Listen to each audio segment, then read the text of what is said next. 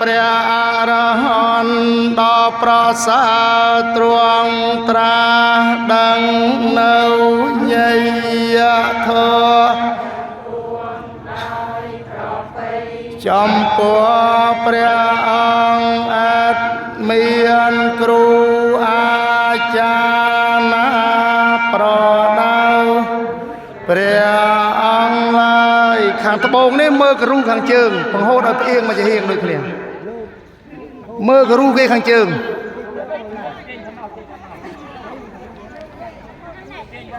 ទាញខាងត្បូងទៅឲ្យដូចគេខាងជើង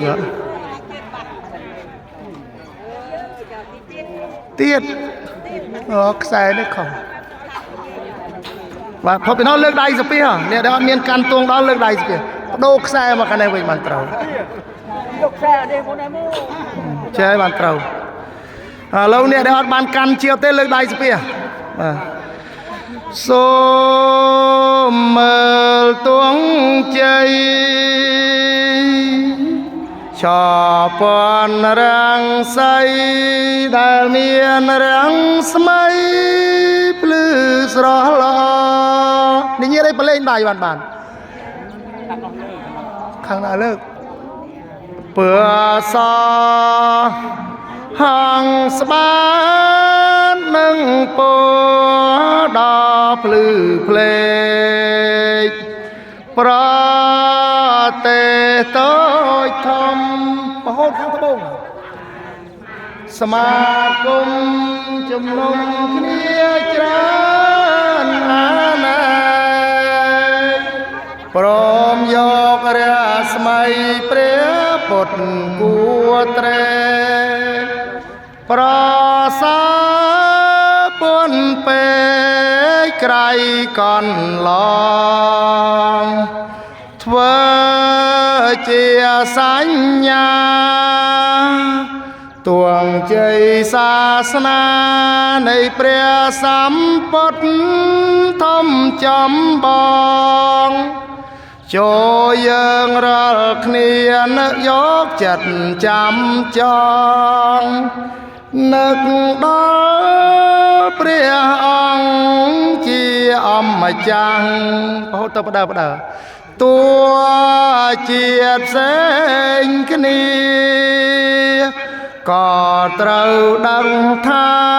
សត្វសង្ឃតែជាពុទ្ធសាសនាត្រូវមានសាមគ្គីទាំងក្មេងទាំងចាស់ប្រឹងប្រែងឲ្យណាស់គ្រប់គ្នាសូមសាសនាពុទ្ធកុំថ្កើងពួរផុតរួងរឿងវិសុទ្ធថ្លៃថ្លាហើយមានជ័យជោគផ្សាយពេញលោកកាដល់ជួនជ្រះថ្លារាប់សែនលានមានចិត្តស្នេហាគោរពបូជាចំពោះព្រះធម៌ដ៏កល្យានទាំងមនុស្សទេវតាស្នេហាគ្រប់ប្រាណ